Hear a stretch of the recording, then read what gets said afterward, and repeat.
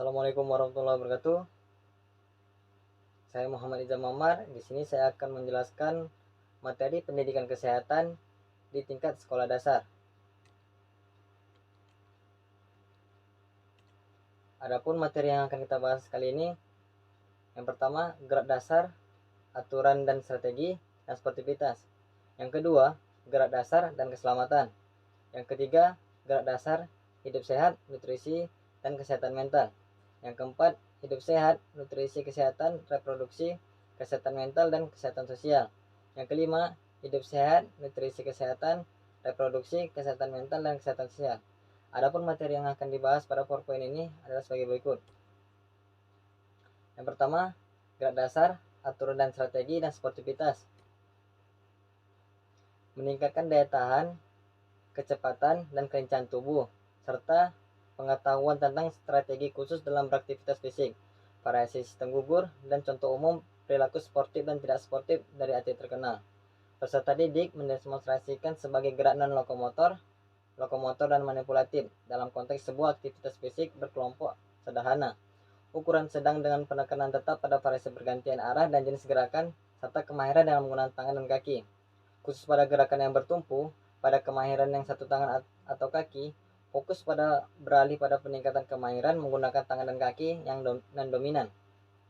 Aktivitas fisik ini berbentuk olahraga permainan, aktivitas berbentuk permainan, dan aktivitas untuk bertahan hidup di darat dan di air, yang dimodifikasi sesuai dengan kondisi lingkungan yang ada dan kebutuhan kompleksitas pembelajaran. Peserta didik juga mendemonstrasikan keterampilan mengikuti irama dan konteks senam ritmik perorangan dengan rangkaian gerak sederhana. Peserta didik mendeskripsikan strategi-strategi umum dari mayoritas olahraga permainan, aktivitas fisik berbentuk permainan, dan aktivitas fisik untuk bertahan hidup yang dimainkan di sekolah atau di madrasah. Beberapa peserta didik secara acak dan bergantian pada tetap ditugaskan berperan sebagai wasit atau juri. Peserta didik mendeskripsikan secara umum keunikan dari berbagai variasi sistem gugur. Dalam konteks memahami prinsip dasar tentang sportivitas di olahraga, peserta didik menyebut contoh-contoh umum perilaku sportif dan tidak sportif dari atlet terkenal, cabang olahraga permainan, dan atau aktivitas fisik berbentuk permainan lainnya yang relevan dengan masyarakat setempat. Yang kedua, gerak dasar dan keselamatan. Mengenal tindak pencegahan awal dan penanganan pertama pada cedera sedang dalam beraktivitas fisik sesuai dengan aktivitas fisik yang diikuti. Peserta didik mendemonstrasikan menggunakan peralatan beraktivitas fisik sesuai dengan peruntukannya secara aman.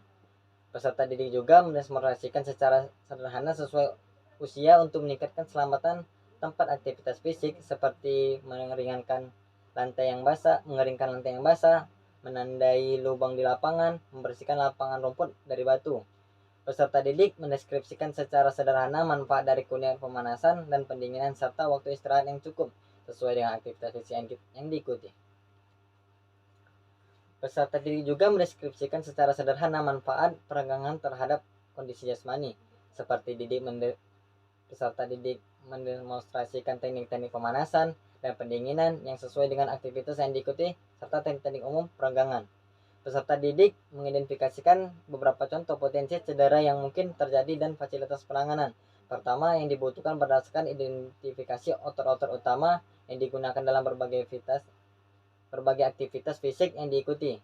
Peserta didik juga mendeskripsikan teknik-teknik standar dalam penanganan pertama dan permasalahan otot ringan seperti kram di betis. Yang ketiga, gerakan dasar hidup sehat, nutrisi, dan kesehatan mental.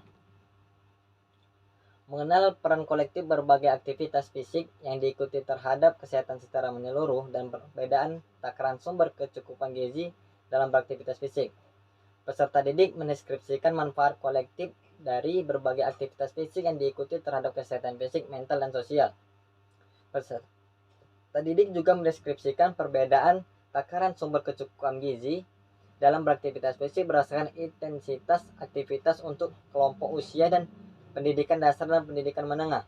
Peserta didik mengidentifikasikan komponen-komponen dari berbagai aktivitas fisik yang diikuti yang dapat membangun motivasi internal yang beraktivitas secara sehat dan rutin.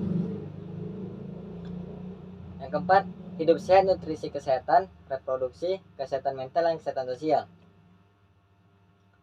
Mengenal manfaat menjaga kesehatan melalui budaya perilaku hidup bersih, asupan nutrisi dan pencegahan penyakit, persiapan tahapan pubertas, manajemen stres dan emosi, serta kaitan zat berbahaya dan tumbuh kembang. Peserta didik mendeskripsikan cara penularan dan penyebaran agen infeksi dalam tubuh. Peserta didik mendeskripsikan upaya pencegahan penyakit dengan kualitas asupan gizi yang penanganan penyakit infeksi ringan melalui pilihan jenis asupan gizi, seperti konsumsi madu jika batuk, konsumsi pisang jika sakit perut. Peserta didik mendeskripsikan faktor internal dan eksternal yang mempengaruhi diet serta perannya dalam mendukung fungsi tubuh. Peserta didik mengidentifikasikan hubungan antara asupan gizi dan penyakit kronis atau tidak menular. Peserta didik mengidentifikasikan faktor-faktor yang mempengaruhi awal masa pubertas, seperti peserta didik mengidentifikasikan potensi diri dan penghargaan terhadap diri sendiri. Peserta didik mendeskripsikan cara sederhana mengelola stres dan emosi dalam pembelajaran dan pergaulan. Peserta didik mendeskripsikan dampak jangka pendek panjang stigma terhadap orang yang memiliki masalah kesehatan mental. Peserta didik mendeskripsikan dampak negatif mental dan sosial yang berpotensi dialami oleh korban pelecehan, perundungan, dan atau kekerasan di sekolah atau madrasah. Peserta didik juga mendeskripsikan cara sederhana dalam mencegah dan atau menghadapi perundungan dan kekerasan dalam pergaulan dunia maya. Peserta didik mengidentifikasikan variasi istilah yang digunakan sehari-hari untuk atau psikotropika seperti ekstasi, sabu, pil, dan koplo. Peserta didik mendemonstrasikan kebiasaan awal untuk menjaga diri dari tekanan lingkungan pergaulan sehari-hari peer pressure. Yang selanjutnya, hidup sehat untuk nutrisi kesehatan, reproduksi, kesehatan mental, dan kesehatan sosial. Mengenalkan pelayanan kesehatan dasar, manfaat dan cara menjaga kesehatan sosial melalui interaksi dengan orang lain, pengetahuan lebih terperinci tentang respon penyakit mental ringan, serta menghindari penggunaan zat berbahaya. Peserta didik mempromosikan gaya hidup sehat di sekolah atau madrasah yang berbasis pada 1. Kebersihan diri dan lingkungan di sekolah atau madrasah. 2. Pembatasan penyebaran infeksi ringan dari orang lain. 3. Penanganan pertama untuk alergi dan penyakit kronis umum bagi kelompok usia di pendidikan dasar, atau contoh asma, diabetes, dan seterusnya. Dan 4. Konsep asupan gizi seimbang. Peserta didik mengidentifikasikan jenis tempat pelayanan kesehatan sekunder dan tertier di sekitar tempat tinggal. Peserta didik mendeskripsikan peran pertemanan dalam persiapan memasuki masa pubertas. Peserta didik mempromosikan gaya hidup sehat di sekolah atau madrasah. 1. Bebas stigma terhadap orang yang memiliki masalah kesehatan mental tingkat ringan. 2. Anti pelecehan, perundungan, dan kekerasan. Serta 3. Menjaga diri dari ancaman zat berbahaya yang umum dapat ditemukan sehari-hari. Baiklah, sekian hasil penjelasan dari saya tentang pendidikan kesehatan di tingkat sekolah dasar.